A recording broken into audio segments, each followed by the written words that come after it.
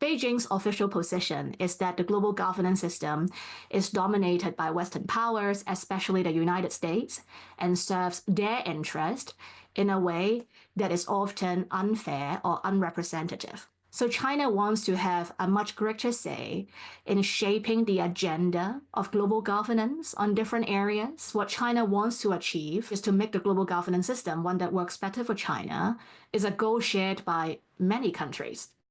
What is global governance and why does China care about it? Global governance, in a nutshell, it is the realm where countries come together to try to have agreement on certain things and to also make agreement on what to happen if they cannot agree and what to happen if some countries do not follow what has been agreed. And underlying it is a lot of politics because of the resource distribution and power dynamics, inequality embedded in it. And China, in recent years in particular, has seen a significant increase in attention, energy, and money being put into strengthening China's position in the global governance of various thematic areas, especially concerning emerging areas. So on technologies, for example, and also on areas that are more well-established, say trade, intervention, human rights, and so on. So China has been very active in putting forward its own position in those areas. And with that, we can also see a significant increase in China expertise in engaging in international dialogue in those areas. The interest in global governance, I think, is a relatively new phenomenon. I mean, we see gradual increase of that under Jiang Zemin and Hu Jintao, but the significant increase really comes under Xi Jinping, and especially since around 2017, which is the year where the Chinese government under Xi really put forward the concept of building the common destiny for humankind in a very prominent way. It underlined is really a change in Beijing's strategic thinking.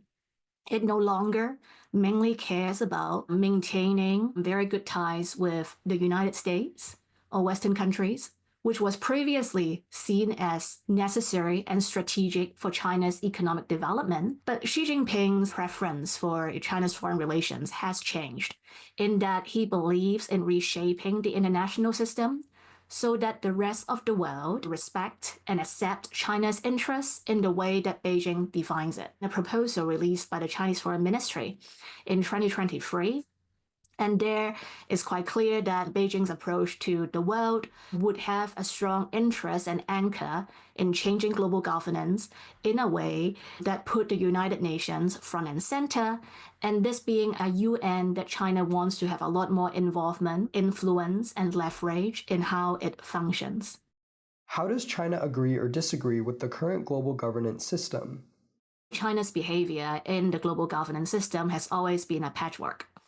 There are areas where China is more supportive and areas where China is more reserved or much more active in pushing against. China has been very supportive of economic globalization, free trade, and this is out of self-interest, obviously, because it supports the expansion of Chinese exports. At the same time, China has consistently been a lot more against and opposed to a liberal human rights regime, and this is being justified by the idea on, non-intervention and a robust defense on state sovereignty. I mean, this is a simplistic overview notion. We can unpack that and also look at inconsistencies. What we have seen over time is a significant increase in proactiveness and sophistication on the part of the Chinese government in really asserting what it believes is the right way to go for global governance. And the increase in sophistication is also seen an expansion of the range of toolkits that Beijing has used and is willing to deploy in order to make its position heard and legitimized. So things like economic statecraft or use of information campaigns or its position in seeking more leadership role in the United Nations. So there are a range of different things Beijing is doing. And I think it all comes back to China's interest and investment in making the global governance system one that serves Chinese interests more than what it currently does. So in terms of trade, for example, China's support for economic globalization remains, but at the same time, we also see that China is changing really what economic globalization means by creating new trade routes and platforms via the Belt and Road Initiative, and in supporting, international finance in platforms which are set up by China and where countries that need development assistance or loans now have a lot more channels to go to China. But at the same time, the official Beijing rhetoric remains that China is forever a developing country and does what is within its capabilities. So this is, in other words, saying that, in areas where China is being challenged by other countries, especially Western powers, for not doing enough or for free riding on their efforts, say in common goods provision, Beijing is quite clear that it shouldn't be expected to bear a burden if Beijing doesn't think that it is something that China should be doing. The quote from Xi Jinping, China's top leader himself. He says China needs to work harder to transform its economic strength into international institutional authority. So China wants to have a much greater say in shaping the agenda of global governance on different areas. Beijing's official position is that the global governance system is dominated by Western powers, especially the United States, and serves their interest in a way that is often unfair or unrepresentative. So Beijing's official line is that by taking a more proactive role in global governance, it is actually doing it not only for China's interest, but for the interest of the majority of countries in the world. What is China's alternative vision for global governance? China, along with Russia, are well-known critics of U.S. alliances and partnerships. Now you have two great powers, and they don't see eye to eye with the United States on a matter that has been so crucial to international security, or that architecture, how it had been structured since the Cold War period. China's critique on U.S. alliances and partnerships are ultimately linked to its dissatisfaction, unhappiness with the security architecture in the Indo-Pacific, where it is seen as, U.S. dominant, and increasingly U.S. dominance is not welcomed because China sees that as being obstructive to China achieving its own territorial goals, say in relation to Taiwan or South China Sea. So this is to say that a common Western argument that the U.S. is actually, guaranteeing the safety of commercial vessels in the Indo-Pacific, and China is benefiting from that and not paying into that, that line of argument, I think Beijing has very little sympathy for that. It really sees, U.S. alliances and partnerships in the Indo-Pacific as something obstructive and not welcomed, with China strongly seeing the U.S. as an extra-regional actor that has done more than what it should be doing in the region. Chinese self-interest is strong and clear, underlying China's position in global governance. But China also justified that in a more moralistic framework that is a degree removed from Chinese interest. And this is significant because that framing would then resonate with the many other countries that are not happy with U.S. alliances and partnerships for one reason or another.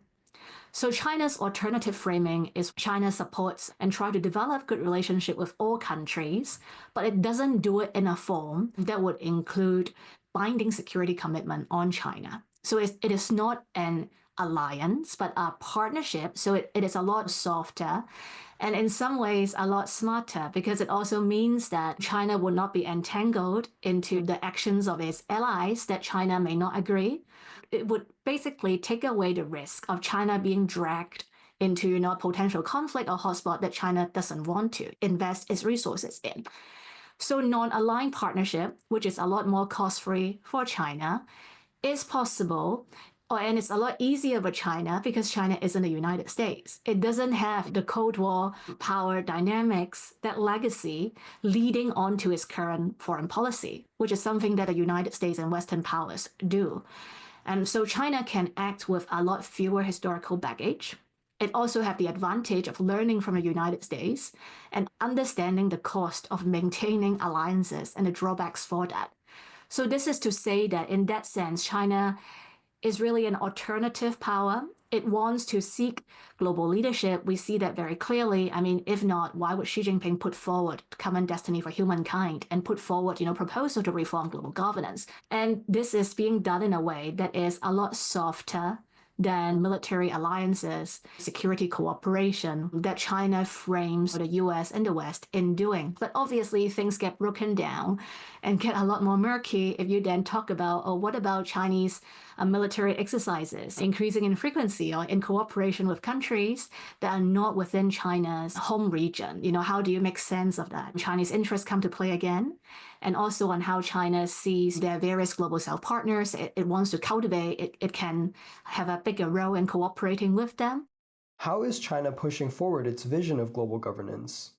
China, despite having the power to unilaterally do many things because of the material capabilities Beijing already have accumulated, the way it approaches global governance, I think, is in many ways very multilateral. For example, China's much greater use of international organizations, especially those dominated by global South countries, like the Shanghai Cooperation Organization, BRICS, and also various platforms where China has created or has a dominant voice, such as the Forum on African-China Cooperation, using those as platforms to really legitimize China's view on what a proper way of governing the world should be like in terms of development, security, or intervention norms, human rights, and at the same time, by using these organizations, also cultivate and foster consensus with important regional powers.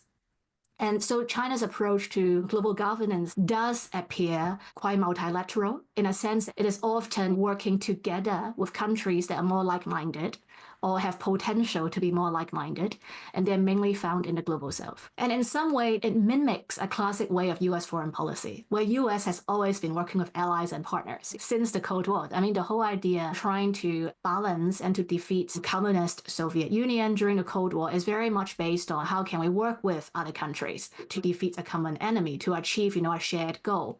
So China's activity in working together with other countries is something that the United States itself has a strong tradition in doing, and a very sophisticated approach in doing it as well. China is not the only country that is not happy about significant aspects of global governance system.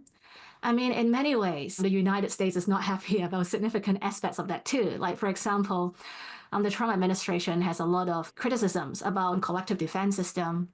And if you talk about European powers, I mean, they also have their concerns about economic globalization.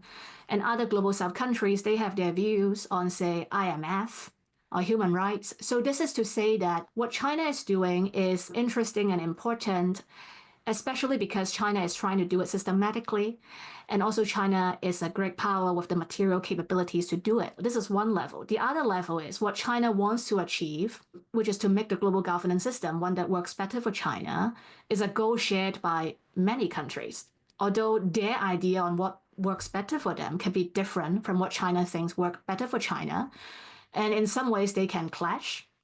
But what I would like to say is that China is distinctive at some level, but at another level, it isn't. So this is to say that global governance system, how it should be changing. I think there's a general agreement that many things need to be changed. This is a matter of negotiation and diplomacy. And I think this is something that various countries can come together to have a greater say in that, and with a view on bringing in the voice of global South countries much more than before, when the first normative assumptions on global governance or normative rules were being set out right after the Second World War. The involvement of the global South were not that front and center. And now today, with the majority of countries really found in that part of the world, and China being very active in rallying their support in doing it, I think to avoid it being a zero-sum game of different countries, going into global South as a strategic space, there can be a much more constructive and cooperative exercise of various powers, middle powers especially, taking the lead in really talking to the global South on negotiations on different things that they think can work better for them, so that collectively more common grounds can be found.